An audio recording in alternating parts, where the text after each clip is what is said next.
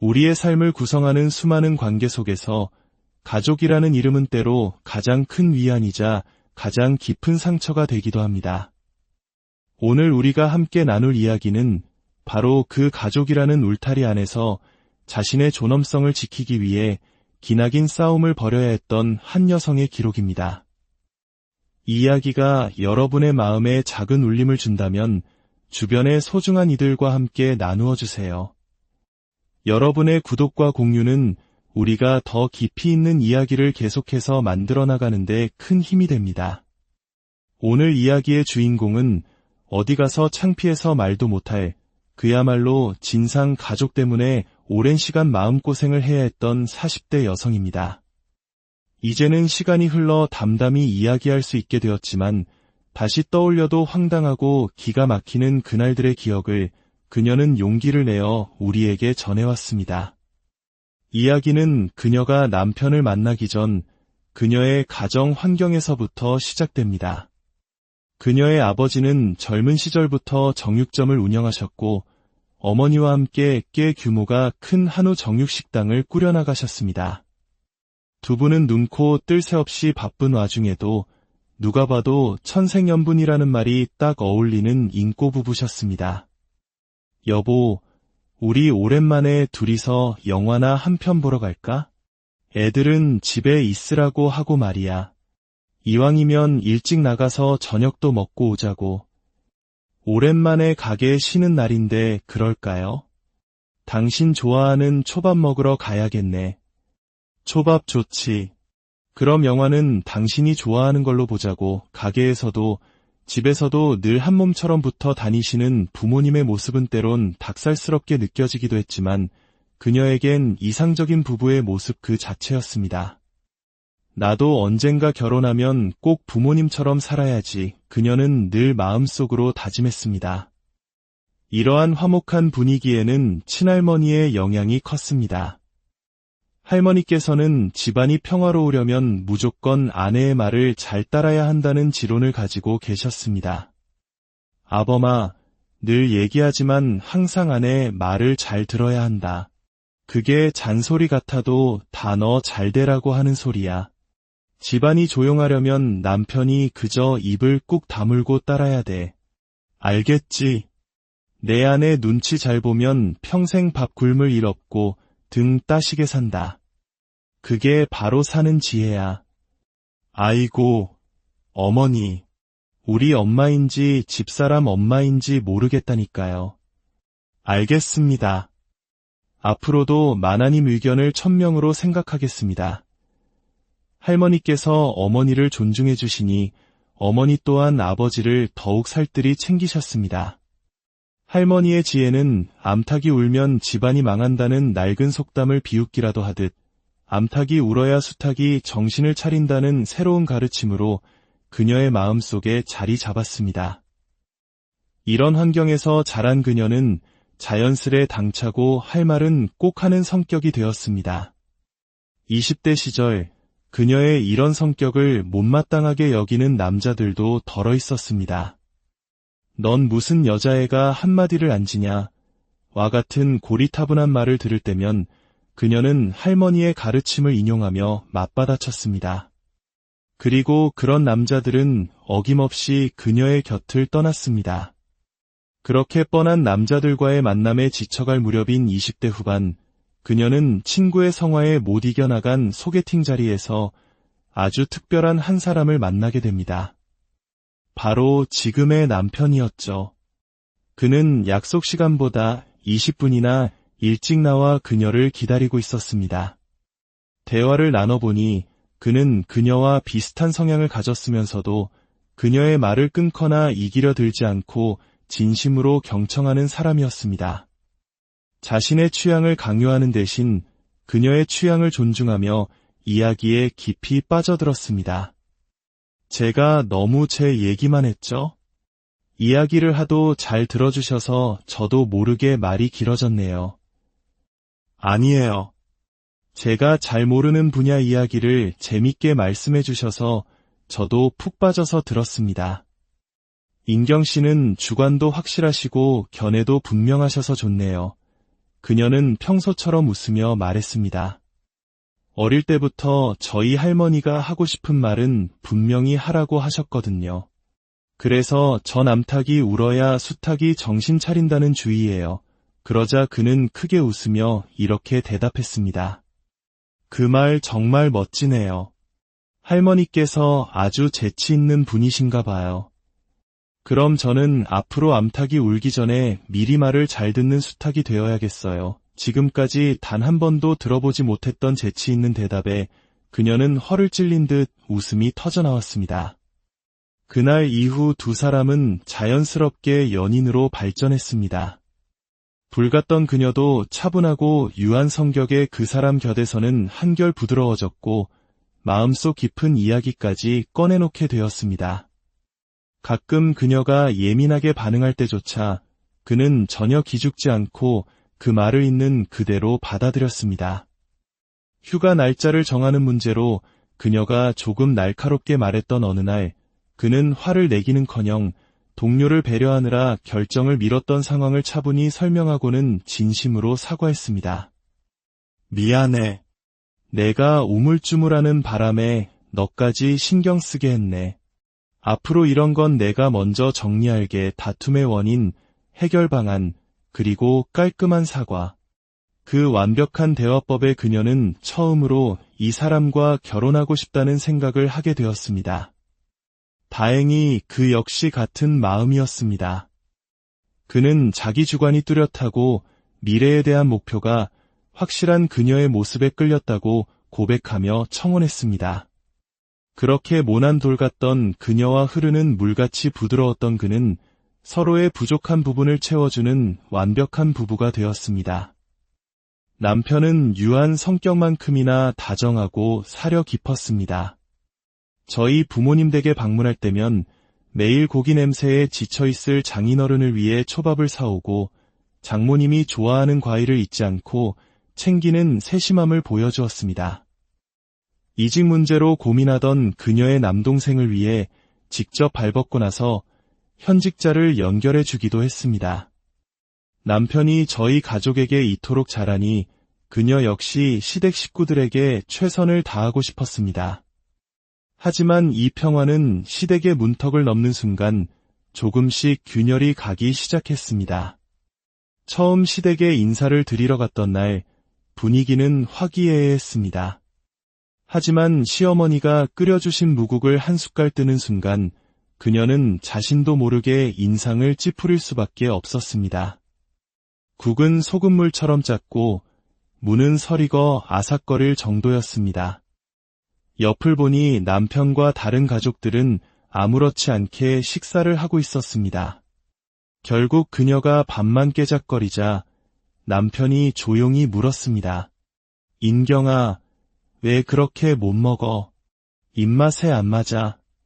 아니, 그게 아니고 국이 너무 짜고 무도 좀 덜 익은 것 같아서.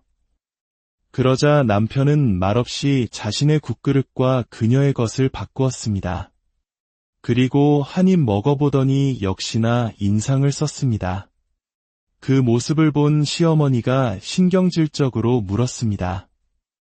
내가 특별히 인경이 맛있게 먹으라고 푸짐하게 담아줬는데 무슨 문제 있니? 아, 어머니. 인경이 국그릇을 나르시다가 소금을 좀 쏟으신 것 같아요. 괜찮아요. 제가 먹을게요. 남편이 모두를 배려해 짜디짠 국을 먹으려 하자 시어머니는 남편의 손을 탁 때리며 소리쳤습니다. 먹긴 뭘 먹어. 나트륨 많은 음식이 몸에 얼마나 안 좋은데. 왜, 인경아, 너도 참 별나다. 시어머니가 아침부터 고생해서 만든 음식을 그렇게 티나게 남편이랑 바꾸니? 옆에 있던 시누이까지 거들었습니다. 새언니, 그렇게 안 봤는데 되게 까다로운 스타일인가 봐요. 난 맛있기만 하구만. 순식간에 벌어진 상황에 그녀는 당황해서 식은땀이 흘렀습니다. 다행히 남편과 시아버지가 중재에 나서 상황은 일단락되었지만 그날의 기억은 씁쓸한 앙금으로 남았습니다. 그 이후로도 시댁에 갈 때마다 이상한 일들이 반복되었습니다. 유독 그녀 쪽으로만 선풍기 바람이 오지 않는다거나 그녀가 마시는 커피만 유독 쓰게 느껴지는 미묘한 상황들이었습니다. 콕 집어 말할 순 없지만 명백히 자신을 향한 괴롭힘이라는 느낌을 지울 수 없었습니다. 그때마다 남편이 세심하게 챙겨주었기에 참고 넘어갈 수 있었지만 시어머니의 눈초리는 더욱 매서워졌습니다. 그렇게 결혼 생활이 이어지고 첫째 아이가 3살이 되었을 무렵 사건의 전말을 알게 되는 결정적인 날이 찾아왔습니다. 그날 남편은 아이를 데리고 아빠들 모임에 나갔고 그녀는 친정 부모님께서 챙겨주신 소고기를 들고 홀로 시댁을 방문했습니다. 시어머니와 시누이는 고기를 보고 반기면서도 등심이 아니라 안심이라며 투덜거렸습니다. 시어머니는 점심을 차려주겠다며 주방으로 향했고 시누이는 오빠에게 혼난다며 그녀를 거실에 앉혔습니다. 잠시 후 주방 쪽에서 들려오는 두 사람의 소곤거리는 대화에 그녀는 귀를 기울였습니다. 엄마, 새언니 저 고기 들고 왔다고 엄청 잘난 척하겠지? 우리 오빠는 거기에 하인처럼 따라다니기나 하고. 아휴, 정말 답답해서 못 봐주겠어. 그걸 보는 내 속은 어떻겠니? 오늘은 걔 편들어줄 내 아들도 없는데 제대로 기강이나 잡아야겠다. 그러더니 시어머니는 그녀의 국그릇으로 보이는 곳에 설탕을 한 숟갈 가득 퍼넣었습니다. 내가 주는 밥마다 짜다고 난리니까 오늘은 달콤한 맛 좀 봐라. 이게 바로 시어머니의 사랑이다. 사랑. 그 광경을 목격하는 순간 그동안의 모든 찜찜했던 순간들이 퍼즐처럼 맞춰졌습니다. 시어머니는 처음부터 의도적으로 그녀를 골탕 먹이고 있었던 겁니다. 허탈함과 분노가 동시에 치밀어 올랐지만 그녀는 애써 평정심을 유지했습니다. 그녀는 태연하게 식탁에 앉아 시어머니의 사랑이 담긴 밥상을 마주했습니다. 그리고 시어머니와 시누이가 잠시 한눈을 파는 사이 재빨리 자신의 국그릇과 시누이의 국그릇을 바꿔치기 했습니다. 잠시 후 아무것도 모르는 시누이는 국을 한 숟갈 뜨자마자 비명을 지르며 뱉어냈습니다. 으아, 이게 뭐야? 맛이 왜 이래? 새언니, 제 국그릇이랑 바꿔갔어요. 네. 그게 무슨 소리예요? 제 국하고 아가씨 국하고 다른 게 있었어요. 자신의 꾀에 자신이 넘어간 시누이는 아무 말도 못하고 달디단 국을 억지로 삼켰고 시어머니는 얼굴이 불그락푸르락해진 채 그녀를 노려볼 뿐이었습니다. 그날 이후 그녀는 시어머니의 유치한 장난들을 교묘하게 받아치기 시작했습니다. 한 번은 시어머니가 실수인 척 그녀의 원피스에 커피를 쏟았습니다. 옷이 촌스럽다, 뚱뚱해 보인다는 막말까지 덧붙이면서 말이죠. 하지만 그 옷은 바로 시아버지가 그녀에게 선물한 옷이었습니다. 시아버지가 예쁘기만 하구만 하고 역정을 내자 시어머니의 얼굴은 몹시 당황한 기색이 역력했습니다. 몇 번이고 그녀가 자신의 장난을 피해가자 시어머니도 포기했는지 한동안은 잠잠했습니다. 시간이 흘러 둘째 아이도 태어나고 결혼 10년 차가 되었을 무렵 시누이가 결혼 준비를 시작하며 새로운 갈등이 불거졌습니다. 시누이는 결혼 선물로 현금 1,000만 원을 노골적으로 요구했습니다.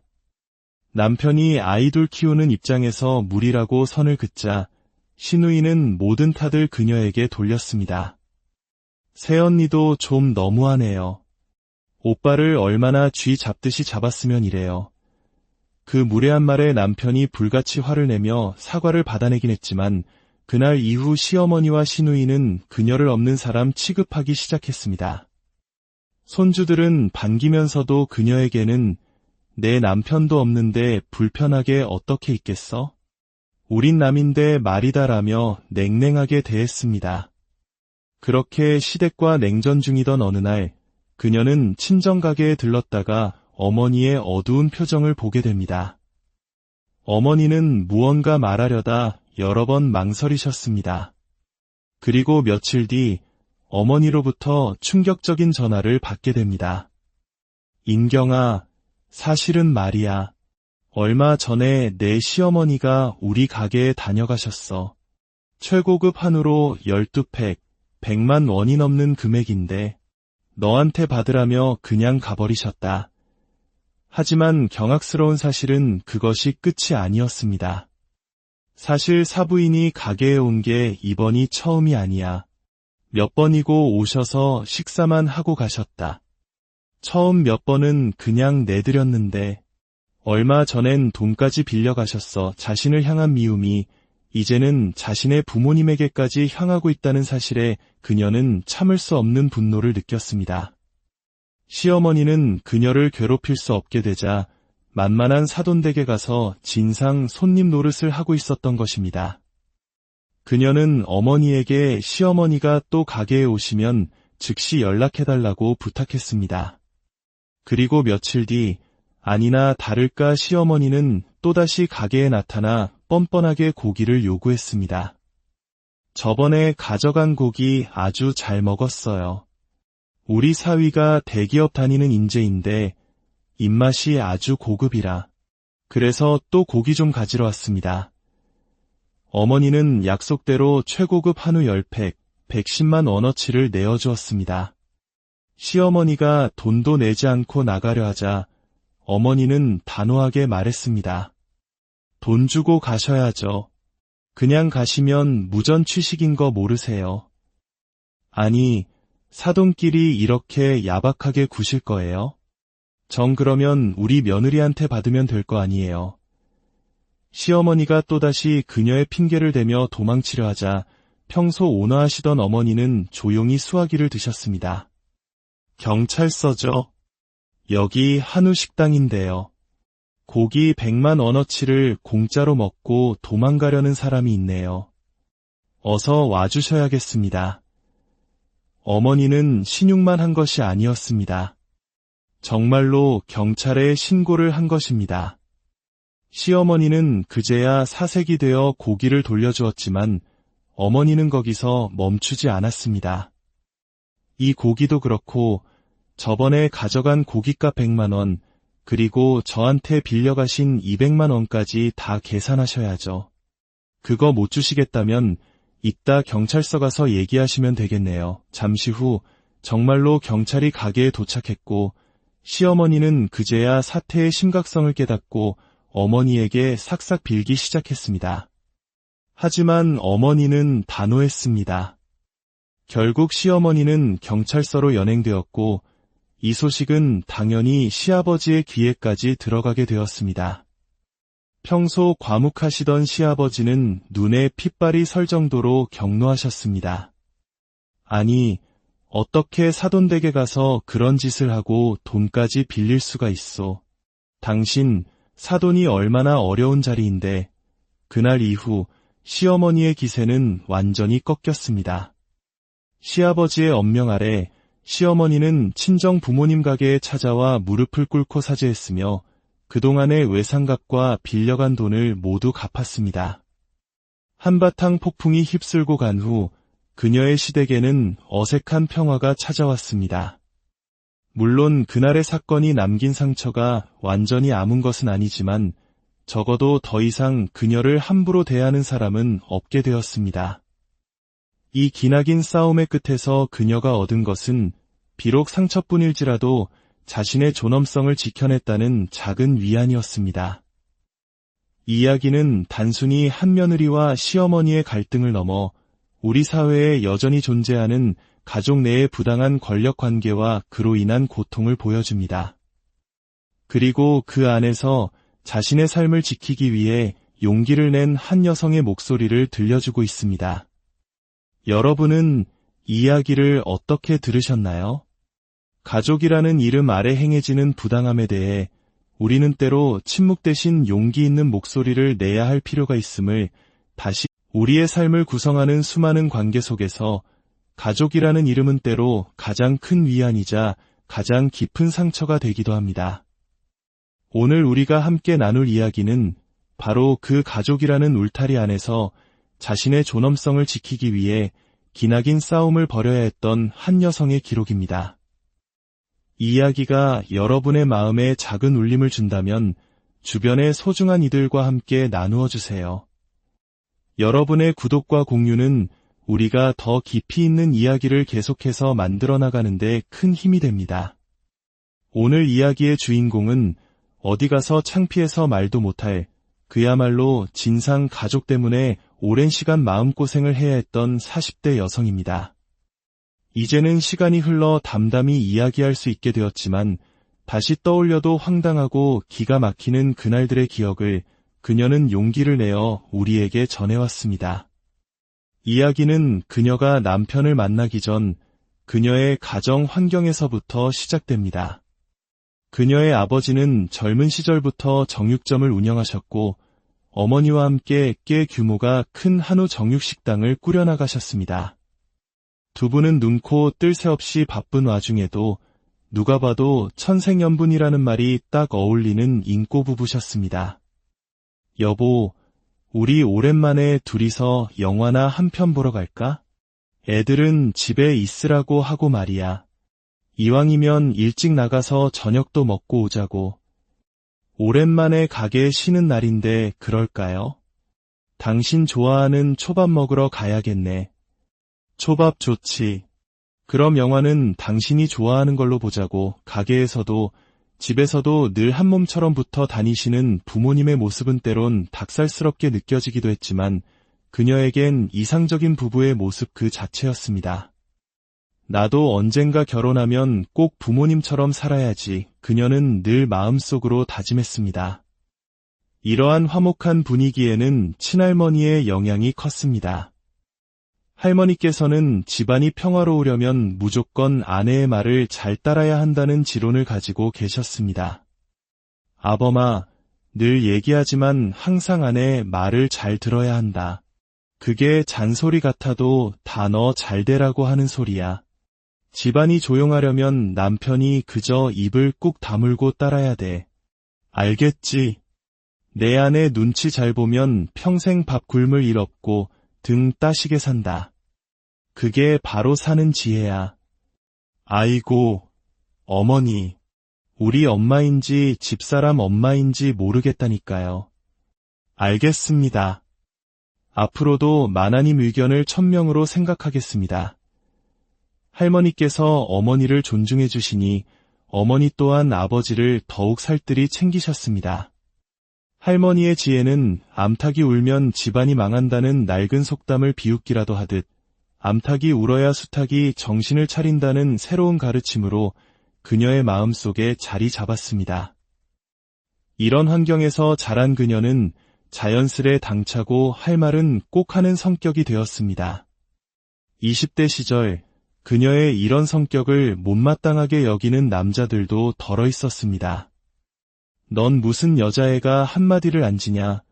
와 같은 고리타분한 말을 들을 때면 그녀는 할머니의 가르침을 인용하며 맞받아쳤습니다. 그리고 그런 남자들은 어김없이 그녀의 곁을 떠났습니다. 그렇게 뻔한 남자들과의 만남에 지쳐갈 무렵인 20대 후반, 그녀는 친구의 성화에 못 이겨나간 소개팅 자리에서 아주 특별한 한 사람을 만나게 됩니다. 바로 지금의 남편이었죠. 그는 약속 시간보다 20분이나 일찍 나와 그녀를 기다리고 있었습니다. 대화를 나눠보니 그는 그녀와 비슷한 성향을 가졌으면서도 그녀의 말을 끊거나 이기려 들지 않고 진심으로 경청하는 사람이었습니다. 자신의 취향을 강요하는 대신 그녀의 취향을 존중하며 이야기에 깊이 빠져들었습니다. 제가 너무 제 얘기만 했죠? 이야기를 하도 잘 들어주셔서 저도 모르게 말이 길어졌네요. 아니에요. 제가 잘 모르는 분야 이야기를 재밌게 말씀해 주셔서 저도 푹 빠져서 들었습니다. 인경 씨는 주관도 확실하시고 견해도 분명하셔서 좋네요. 그녀는 평소처럼 웃으며 말했습니다. 어릴 때부터 저희 할머니가 하고 싶은 말은 분명히 하라고 하셨거든요. 그래서 전 암탉이 울어야 수탉이 정신 차린다는 주의예요. 그러자 그는 크게 웃으며 이렇게 대답했습니다. 그 말 정말 멋지네요. 할머니께서 아주 재치 있는 분이신가 봐요. 그럼 저는 앞으로 암탉이 울기 전에 미리 말을 잘 듣는 수탉이 되어야겠어요. 지금까지 단 한 번도 들어보지 못했던 재치 있는 대답에 그녀는 허를 찔린 듯 웃음이 터져나왔습니다. 그날 이후 두 사람은 자연스럽게 연인으로 발전했습니다. 불같던 그녀도 차분하고 유한 성격의 그 사람 곁에서는 한결 부드러워졌고 마음속 깊은 이야기까지 꺼내놓게 되었습니다. 가끔 그녀가 예민하게 반응할 때조차 그는 전혀 기죽지 않고 그 말을 있는 그대로 받아들였습니다. 휴가 날짜를 정하는 문제로 그녀가 조금 날카롭게 말했던 어느 날 그는 화를 내기는커녕 동료를 배려하느라 결정을 미뤘던 상황을 차분히 설명하고는 진심으로 사과했습니다. 미안해. 내가 우물쭈물하는 바람에 너까지 신경 쓰게 했네. 앞으로 이런 건 내가 먼저 정리할게. 다툼의 원인, 해결 방안, 그리고 깔끔한 사과. 그 완벽한 대화법에 그녀는 처음으로 이 사람과 결혼하고 싶다는 생각을 하게 되었습니다. 다행히 그 역시 같은 마음이었습니다. 그는 자기 주관이 뚜렷하고 미래에 대한 목표가 확실한 그녀의 모습에 끌렸다고 고백하며 청혼했습니다. 그렇게 모난 돌 같던 그녀와 흐르는 물같이 부드러웠던 그는 서로의 부족한 부분을 채워주는 완벽한 부부가 되었습니다. 남편은 유한 성격만큼이나 다정하고 사려 깊었습니다. 저희 부모님 댁에 방문할 때면 매일 고기 냄새에 지쳐있을 장인어른을 위해 초밥을 사오고 장모님이 좋아하는 과일을 잊지 않고 챙기는 세심함을 보여주었습니다. 이직 문제로 고민하던 그녀의 남동생을 위해 직접 발벗고 나서 현직자를 연결해 주기도 했습니다. 남편이 저희 가족에게 이토록 잘하니 그녀 역시 시댁 식구들에게 최선을 다하고 싶었습니다. 하지만 이 평화는 시댁의 문턱을 넘는 순간 조금씩 균열이 가기 시작했습니다. 처음 시댁에 인사를 드리러 갔던 날 분위기는 화기애애했습니다. 하지만 시어머니가 끓여주신 무국을 한 숟갈 뜨는 순간 그녀는 자신도 모르게 인상을 찌푸릴 수밖에 없었습니다. 국은 소금물처럼 짰고 무는 설익어 아삭거릴 정도였습니다. 옆을 보니 남편과 다른 가족들은 아무렇지 않게 식사를 하고 있었습니다. 결국 그녀가 밥만 깨작거리자 남편이 조용히 물었습니다. 인경아, 왜 그렇게 못 먹어? 입맛에 안 맞아. 아니, 그게 아니고 국이 너무 짜고 무도 좀 덜 익은 것 같아서. 그러자 남편은 말없이 자신의 국그릇과 그녀의 것을 바꾸었습니다. 그리고 한 입 먹어보더니 역시나 인상을 썼습니다. 그 모습을 본 시어머니가 신경질적으로 물었습니다. 내가 특별히 인경이 맛있게 먹으라고 푸짐하게 담아줬는데 무슨 문제 있니? 아, 어머니. 인경이 국그릇을 나르시다가 소금을 좀 쏟으신 것 같아요. 괜찮아요. 제가 먹을게요. 남편이 모두를 배려해 짜디짠 국을 먹으려 하자 시어머니는 남편의 손을 탁 때리며 소리쳤습니다. 먹긴 뭘 먹어. 나트륨 많은 음식이 몸에 얼마나 안 좋은데. 왜, 인경아, 너도 참 별나다. 시어머니가 아침부터 고생해서 만든 음식을 그렇게 티나게 남편이랑 바꾸니? 옆에 있던 시누이까지 거들었습니다. 새언니, 그렇게 안 봤는데 되게 까다로운 스타일인가 봐요. 난 맛있기만 하구만. 순식간에 벌어진 상황에 그녀는 당황해서 식은땀이 흘렀습니다. 다행히 남편과 시아버지가 중재에 나서 상황은 일단락되었지만 그날의 기억은 씁쓸한 앙금으로 남았습니다. 그 이후로도 시댁에 갈 때마다 이상한 일들이 반복되었습니다. 유독 그녀 쪽으로만 선풍기 바람이 오지 않는다거나 그녀가 마시는 커피만 유독 쓰게 느껴지는 미묘한 상황들이었습니다.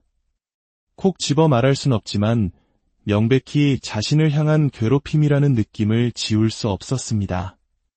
그때마다 남편이 세심하게 챙겨주었기에 참고 넘어갈 수 있었지만 시어머니의 눈초리는 더욱 매서워졌습니다. 그렇게 결혼 생활이 이어지고 첫째 아이가 3살이 되었을 무렵 사건의 전말을 알게 되는 결정적인 날이 찾아왔습니다. 그날 남편은 아이를 데리고 아빠들 모임에 나갔고 그녀는 친정 부모님께서 챙겨주신 소고기를 들고 홀로 시댁을 방문했습니다. 시어머니와 시누이는 고기를 보고 반기면서도 등심이 아니라 안심이라며 투덜거렸습니다. 시어머니는 점심을 차려주겠다며 주방으로 향했고 시누이는 오빠에게 혼난다며 그녀를 거실에 앉혔습니다. 잠시 후 주방 쪽에서 들려오는 두 사람의 소곤거리는 대화에 그녀는 귀를 기울였습니다. 엄마, 새언니 저 고기 들고 왔다고 엄청 잘난 척하겠지? 우리 오빠는 거기에 하인처럼 따라다니기나 하고. 아휴, 정말 답답해서 못 봐주겠어. 그걸 보는 내 속은 어떻겠니? 오늘은 걔 편들어줄 내 아들도 없는데 제대로 기강이나 잡아야겠다. 그러더니 시어머니는 그녀의 국그릇으로 보이는 곳에 설탕을 한 숟갈 가득 퍼넣었습니다. 내가 주는 밥마다 짜다고 난리니까 오늘은 달콤한 맛 좀 봐라. 이게 바로 시어머니의 사랑이다. 사랑. 그 광경을 목격하는 순간 그동안의 모든 찜찜했던 순간들이 퍼즐처럼 맞춰졌습니다. 시어머니는 처음부터 의도적으로 그녀를 골탕 먹이고 있었던 겁니다. 허탈함과 분노가 동시에 치밀어 올랐지만 그녀는 애써 평정심을 유지했습니다. 그녀는 태연하게 식탁에 앉아 시어머니의 사랑이 담긴 밥상을 마주했습니다. 그리고 시어머니와 시누이가 잠시 한눈을 파는 사이 재빨리 자신의 국그릇과 시누이의 국그릇을 바꿔치기 했습니다. 잠시 후 아무것도 모르는 시누이는 국을 한 숟갈 뜨자마자 비명을 지르며 뱉어냈습니다. 으아, 이게 뭐야? 맛이 왜 이래? 새언니, 제 국그릇이랑 바꿔갔어요. 네. 그게 무슨 소리예요? 제 국하고 아가씨 국하고 다른 게 있었어요. 자신의 꾀에 자신이 넘어간 시누이는 아무 말도 못하고 달디단 국을 억지로 삼켰고 시어머니는 얼굴이 불그락푸르락해진 채 그녀를 노려볼 뿐이었습니다. 그날 이후 그녀는 시어머니의 유치한 장난들을 교묘하게 받아치기 시작했습니다. 한 번은 시어머니가 실수인 척 그녀의 원피스에 커피를 쏟았습니다. 옷이 촌스럽다, 뚱뚱해 보인다는 막말까지 덧붙이면서 말이죠. 하지만 그 옷은 바로 시아버지가 그녀에게 선물한 옷이었습니다. 시아버지가 예쁘기만 하구만 하고 역정을 내자 시어머니의 얼굴은 몹시 당황한 기색이 역력했습니다. 몇 번이고 그녀가 자신의 장난을 피해가자 시어머니도 포기했는지 한동안은 잠잠했습니다. 시간이 흘러 둘째 아이도 태어나고 결혼 10년 차가 되었을 무렵 시누이가 결혼 준비를 시작하며 새로운 갈등이 불거졌습니다. 시누이는 결혼 선물로 현금 1,000만 원을 노골적으로 요구했습니다. 남편이 아이돌 키우는 입장에서 무리라고 선을 긋자 시누이는 모든 탓을 그녀에게 돌렸습니다. 새언니도 좀 너무하네요. 오빠를 얼마나 쥐 잡듯이 잡았으면 이래요. 그 무례한 말에 남편이 불같이 화를 내며 사과를 받아내긴 했지만 그날 이후 시어머니와 시누이는 그녀를 없는 사람 취급하기 시작했습니다. 손주들은 반기면서도 그녀에게는 내 남편도 없는데 불편하게 어떻게 있겠어? 우린 남인데 말이다라며 냉랭하게 대했습니다. 그렇게 시댁과 냉전 중이던 어느 날 그녀는 친정가게에 들렀다가 어머니의 어두운 표정을 보게 됩니다. 어머니는 무언가 말하려다 여러 번 망설이셨습니다. 그리고 며칠 뒤 어머니로부터 충격적인 전화를 받게 됩니다. 인경아, 사실은 말이야. 얼마 전에 내 시어머니가 우리 가게에 다녀가셨어. 최고급 한우로 12팩, 100만 원이 넘는 금액인데 너한테 받으라며 그냥 가버리셨다. 하지만 경악스러운 사실은 그것이 끝이 아니었습니다. 사실 사부인이 가게에 온 게 이번이 처음이 아니야. 몇 번이고 오셔서 식사만 하고 가셨다. 처음 몇 번은 그냥 내드렸는데 얼마 전엔 돈까지 빌려가셨어. 자신을 향한 미움이 이제는 자신의 부모님에게까지 향하고 있다는 사실에 그녀는 참을 수 없는 분노를 느꼈습니다. 시어머니는 그녀를 괴롭힐 수 없게 되자 만만한 사돈댁에 가서 진상 손님 노릇을 하고 있었던 것입니다. 그녀는 어머니에게 시어머니가 또 가게에 오시면 즉시 연락해달라고 부탁했습니다. 그리고 며칠 뒤 아니나 다를까 시어머니는 또다시 가게에 나타나 뻔뻔하게 고기를 요구했습니다. 저번에 가져간 고기 아주 잘 먹었어요. 우리 사위가 대기업 다니는 인재인데 입맛이 아주 고급이라. 그래서 또 고기 좀 가지러 왔습니다. 어머니는 약속대로 최고급 한우 10팩, 110만 원어치를 내어주었습니다. 시어머니가 돈도 내지 않고 나가려 하자 어머니는 단호하게 말했습니다. 돈 주고 가셔야죠. 그냥 가시면 무전 취식인 거 모르세요. 아니, 사돈끼리 이렇게 야박하게 구실 거예요? 정 그러면 우리 며느리한테 받으면 될 거 아니에요. 시어머니가 또다시 그녀의 핑계를 대며 도망치려 하자 평소 온화하시던 어머니는 조용히 수화기를 드셨습니다. 경찰서죠. 여기 한우 식당인데요. 고기 100만 원어치를 공짜로 먹고 도망가려는 사람이 있네요. 어서 와주셔야겠습니다. 어머니는 신용만 한 것이 아니었습니다. 정말로 경찰에 신고를 한 것입니다. 시어머니는 그제야 사색이 되어 고기를 돌려주었지만 어머니는 거기서 멈추지 않았습니다. 이 고기도 그렇고 저번에 가져간 고깃값 100만 원, 그리고 저한테 빌려가신 200만 원까지 다 계산하셔야죠. 그거 못 주시겠다면 이따 경찰서 가서 얘기하시면 되겠네요. 잠시 후 정말로 경찰이 가게에 도착했고 시어머니는 그제야 사태의 심각성을 깨닫고 어머니에게 삭삭 빌기 시작했습니다. 하지만 어머니는 단호했습니다. 결국 시어머니는 경찰서로 연행되었고 이 소식은 당연히 시아버지의 귀에까지 들어가게 되었습니다. 평소 과묵하시던 시아버지는 눈에 핏발이 설 정도로 격노하셨습니다. 아니, 어떻게 사돈댁에 가서 그런 짓을 하고 돈까지 빌릴 수가 있소. 당신, 사돈이 얼마나 어려운 자리인데. 그날 이후 시어머니의 기세는 완전히 꺾였습니다.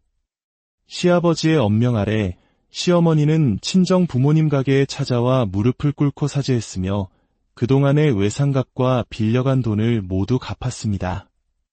한바탕 폭풍이 휩쓸고 간 후 그녀의 시댁에는 어색한 평화가 찾아왔습니다. 물론 그날의 사건이 남긴 상처가 완전히 아문 것은 아니지만 적어도 더 이상 그녀를 함부로 대하는 사람은 없게 되었습니다. 이 기나긴 싸움의 끝에서 그녀가 얻은 것은 비록 상처뿐일지라도 자신의 존엄성을 지켜냈다는 작은 위안이었습니다.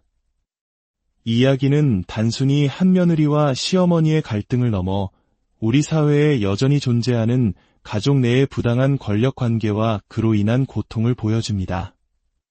그리고 그 안에서 자신의 삶을 지키기 위해 용기를 낸 한 여성의 목소리를 들려주고 있습니다.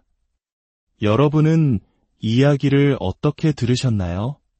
가족이라는 이름 아래 행해지는 부당함에 대해 우리는 때로 침묵 대신 용기 있는 목소리를 내야 할 필요가 있음을 다시 우리의 삶을 구성하는 수많은 관계 속에서 가족이라는 이름은 때로 가장 큰 위안이자 가장 깊은 상처가 되기도 합니다.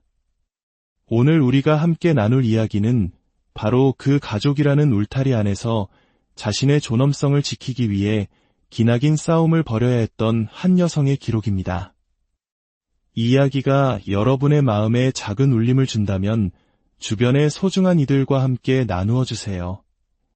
여러분의 구독과 공유는 우리가 더 깊이 있는 이야기를 계속해서 만들어 나가는데 큰 힘이 됩니다. 오늘 이야기의 주인공은 어디 가서 창피해서 말도 못할 그야말로 진상 가족 때문에 오랜 시간 마음고생을 해야 했던 40대 여성입니다. 이제는 시간이 흘러 담담히 이야기할 수 있게 되었지만 다시 떠올려도 황당하고 기가 막히는 그날들의 기억을 그녀는 용기를 내어 우리에게 전해왔습니다. 이야기는 그녀가 남편을 만나기 전 그녀의 가정 환경에서부터 시작됩니다. 그녀의 아버지는 젊은 시절부터 정육점을 운영하셨고 어머니와 함께 꽤 규모가 큰 한우 정육식당을 꾸려나가셨습니다. 두 분은 눈코 뜰 새 없이 바쁜 와중에도 누가 봐도 천생연분이라는 말이 딱 어울리는 인꼬 부부셨습니다. 여보, 우리 오랜만에 둘이서 영화나 한 편 보러 갈까? 애들은 집에 있으라고 하고 말이야. 이왕이면 일찍 나가서 저녁도 먹고 오자고. 오랜만에 가게 쉬는 날인데 그럴까요? 당신 좋아하는 초밥 먹으러 가야겠네. 초밥 좋지. 그럼 영화는 당신이 좋아하는 걸로 보자고. 가게에서도 집에서도 늘 한 몸처럼 붙어 다니시는 부모님의 모습은 때론 닭살스럽게 느껴지기도 했지만 그녀에겐 이상적인 부부의 모습 그 자체였습니다. 나도 언젠가 결혼하면 꼭 부모님처럼 살아야지. 그녀는 늘 마음속으로 다짐했습니다. 이러한 화목한 분위기에는 친할머니의 영향이 컸습니다. 할머니께서는 집안이 평화로우려면 무조건 아내의 말을 잘 따라야 한다는 지론을 가지고 계셨습니다. 아범아, 늘 얘기하지만 항상 아내의 말을 잘 들어야 한다. 그게 잔소리 같아도 다 너 잘 되라고 하는 소리야. 집안이 조용하려면 남편이 그저 입을 꾹 다물고 따라야 돼. 알겠지? 내 아내 눈치 잘 보면 평생 밥 굶을 일 없고 등 따시게 산다. 그게 바로 사는 지혜야. 아이고, 어머니. 우리 엄마인지 집사람 엄마인지 모르겠다니까요. 알겠습니다. 앞으로도 마나님 의견을 천명으로 생각하겠습니다. 할머니께서 어머니를 존중해 주시니 어머니 또한 아버지를 더욱 살뜰히 챙기셨습니다. 할머니의 지혜는 암탉이 울면 집안이 망한다는 낡은 속담을 비웃기라도 하듯 암탉이 울어야 수탉이 정신을 차린다는 새로운 가르침으로 그녀의 마음속에 자리 잡았습니다. 이런 환경에서 자란 그녀는 자연스레 당차고 할 말은 꼭 하는 성격이 되었습니다. 20대 시절 그녀의 이런 성격을 못마땅하게 여기는 남자들도 덜어 있었습니다. 넌 무슨 여자애가 한마디를 안 지냐? 와 같은 고리타분한 말을 들을 때면 그녀는 할머니의 가르침을 인용하며 맞받아쳤습니다. 그리고 그런 남자들은 어김없이 그녀의 곁을 떠났습니다. 그렇게 뻔한 남자들과의 만남에 지쳐갈 무렵인 20대 후반, 그녀는 친구의 성화에 못 이겨나간 소개팅 자리에서 아주 특별한 한 사람을 만나게 됩니다. 바로 지금의 남편이었죠. 그는 약속 시간보다 20분이나 일찍 나와 그녀를 기다리고 있었습니다. 대화를 나눠보니 그는 그녀와 비슷한 성향을 가졌으면서도 그녀의 말을 끊거나 이기려 들지 않고 진심으로 경청하는 사람이었습니다. 자신의 취향을 강요하는 대신 그녀의 취향을 존중하며 이야기에 깊이 빠져들었습니다. 제가 너무 제 얘기만 했죠? 이야기를 하도 잘 들어주셔서 저도 모르게 말이 길어졌네요. 아니에요. 제가 잘 모르는 분야 이야기를 재밌게 말씀해 주셔서 저도 푹 빠져서 들었습니다. 인경 씨는 주관도 확실하시고 견해도 분명하셔서 좋네요. 그녀는 평소처럼 웃으며 말했습니다. 어릴 때부터 저희 할머니가 하고 싶은 말은 분명히 하라고 하셨거든요. 그래서 전 암탉이 울어야 수탉이 정신 차린다는 주의예요. 그러자 그는 크게 웃으며 이렇게 대답했습니다. 그 말 정말 멋지네요. 할머니께서 아주 재치 있는 분이신가 봐요. 그럼 저는 앞으로 암탉이 울기 전에 미리 말을 잘 듣는 수탉이 되어야겠어요. 지금까지 단 한 번도 들어보지 못했던 재치 있는 대답에 그녀는 허를 찔린 듯 웃음이 터져나왔습니다. 그날 이후 두 사람은 자연스럽게 연인으로 발전했습니다. 불같던 그녀도 차분하고 유한 성격의 그 사람 곁에서는 한결 부드러워졌고 마음속 깊은 이야기까지 꺼내놓게 되었습니다. 가끔 그녀가 예민하게 반응할 때조차 그는 전혀 기죽지 않고 그 말을 있는 그대로 받아들였습니다. 휴가 날짜를 정하는 문제로 그녀가 조금 날카롭게 말했던 어느 날 그는 화를 내기는커녕 동료를 배려하느라 결정을 미뤘던 상황을 차분히 설명하고는 진심으로 사과했습니다. 미안해. 내가 우물쭈물하는 바람에 너까지 신경 쓰게 했네. 앞으로 이런 건 내가 먼저 정리할게. 다툼의 원인, 해결 방안, 그리고 깔끔한 사과. 그 완벽한 대화법에 그녀는 처음으로 이 사람과 결혼하고 싶다는 생각을 하게 되었습니다. 다행히 그 역시 같은 마음이었습니다. 그는 자기 주관이 뚜렷하고 미래에 대한 목표가 확실한 그녀의 모습에 끌렸다고 고백하며 청혼했습니다. 그렇게 모난 돌 같던 그녀와 흐르는 물같이 부드러웠던 그는 서로의 부족한 부분을 채워주는 완벽한 부부가 되었습니다. 남편은 유한 성격만큼이나 다정하고 사려 깊었습니다. 저희 부모님 댁에 방문할 때면 매일 고기 냄새에 지쳐있을 장인어른을 위해 초밥을 사오고 장모님이 좋아하는 과일을 잊지 않고 챙기는 세심함을 보여주었습니다. 이직 문제로 고민하던 그녀의 남동생을 위해 직접 발벗고 나서 현직자를 연결해 주기도 했습니다. 남편이 저희 가족에게 이토록 잘하니 그녀 역시 시댁 식구들에게 최선을 다하고 싶었습니다. 하지만 이 평화는 시댁의 문턱을 넘는 순간 조금씩 균열이 가기 시작했습니다. 처음 시댁에 인사를 드리러 갔던 날 분위기는 화기애애했습니다. 하지만 시어머니가 끓여주신 무국을 한 숟갈 뜨는 순간 그녀는 자신도 모르게 인상을 찌푸릴 수밖에 없었습니다. 국은 소금물처럼 짰고 무는 설익어 아삭거릴 정도였습니다. 옆을 보니 남편과 다른 가족들은 아무렇지 않게 식사를 하고 있었습니다. 결국 그녀가 밥만 깨작거리자 남편이 조용히 물었습니다. 인경아, 왜 그렇게 못 먹어? 입맛에 안 맞아. 아니, 그게 아니고 국이 너무 짜고 무도 좀 덜 익은 것 같아서. 그러자 남편은 말없이 자신의 국그릇과 그녀의 것을 바꾸었습니다. 그리고 한 입 먹어보더니 역시나 인상을 썼습니다. 그 모습을 본 시어머니가 신경질적으로 물었습니다. 내가 특별히 인경이 맛있게 먹으라고 푸짐하게 담아줬는데 무슨 문제 있니? 아, 어머니. 인경이 국그릇을 나르시다가 소금을 좀 쏟으신 것 같아요.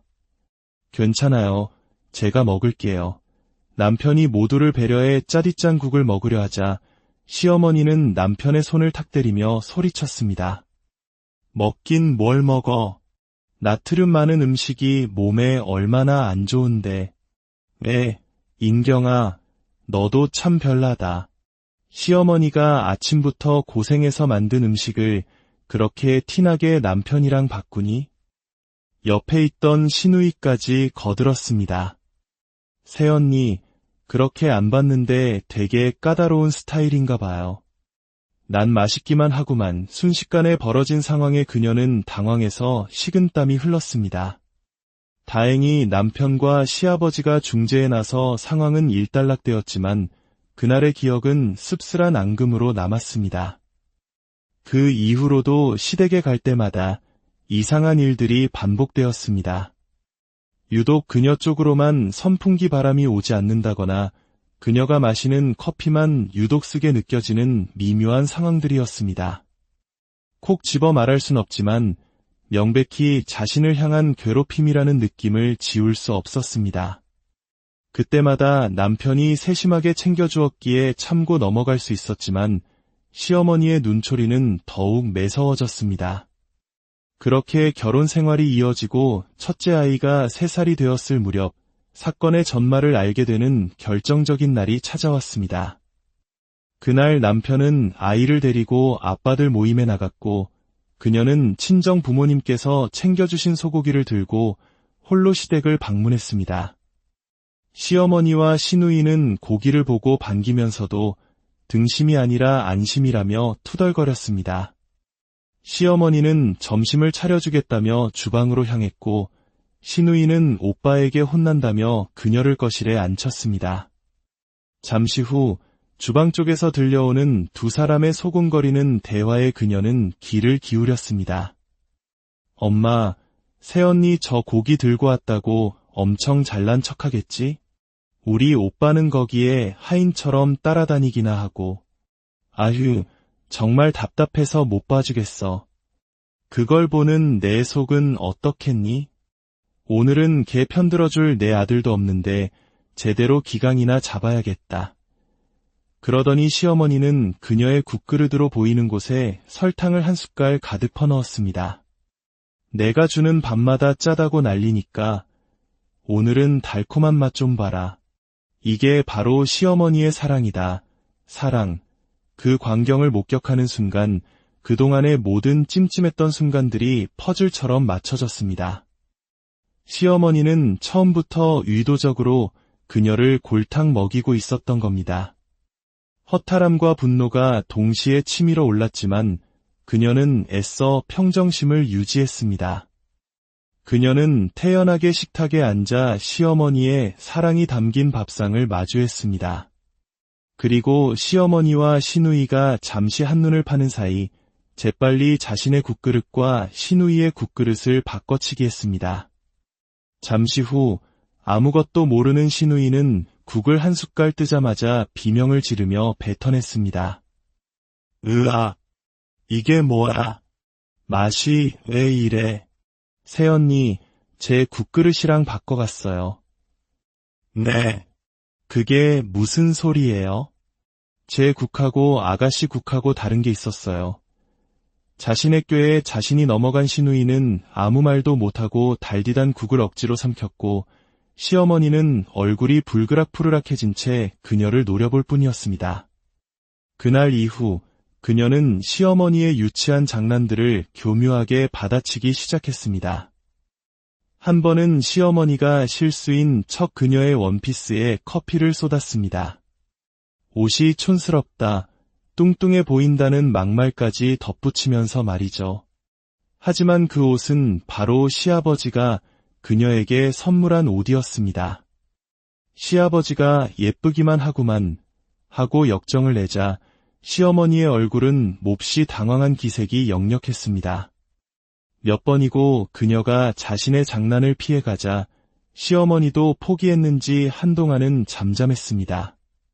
시간이 흘러 둘째 아이도 태어나고 결혼 10년 차가 되었을 무렵 시누이가 결혼 준비를 시작하며 새로운 갈등이 불거졌습니다. 시누이는 결혼 선물로 현금 1,000만 원을 노골적으로 요구했습니다. 남편이 아이돌 키우는 입장에서 무리라고 선을 긋자 시누이는 모든 탓을 그녀에게 돌렸습니다. 새언니도 좀 너무하네요. 오빠를 얼마나 쥐 잡듯이 잡았으면 이래요. 그 무례한 말에 남편이 불같이 화를 내며 사과를 받아내긴 했지만 그날 이후 시어머니와 시누이는 그녀를 없는 사람 취급하기 시작했습니다. 손주들은 반기면서도 그녀에게는 내 남편도 없는데 불편하게 어떻게 있겠어?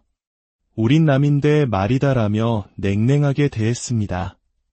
그렇게 시댁과 냉전 중이던 어느 날 그녀는 친정가게에 들렀다가 어머니의 어두운 표정을 보게 됩니다. 어머니는 무언가 말하려다 여러 번 망설이셨습니다. 그리고 며칠 뒤 어머니로부터 충격적인 전화를 받게 됩니다. 인경아, 사실은 말이야.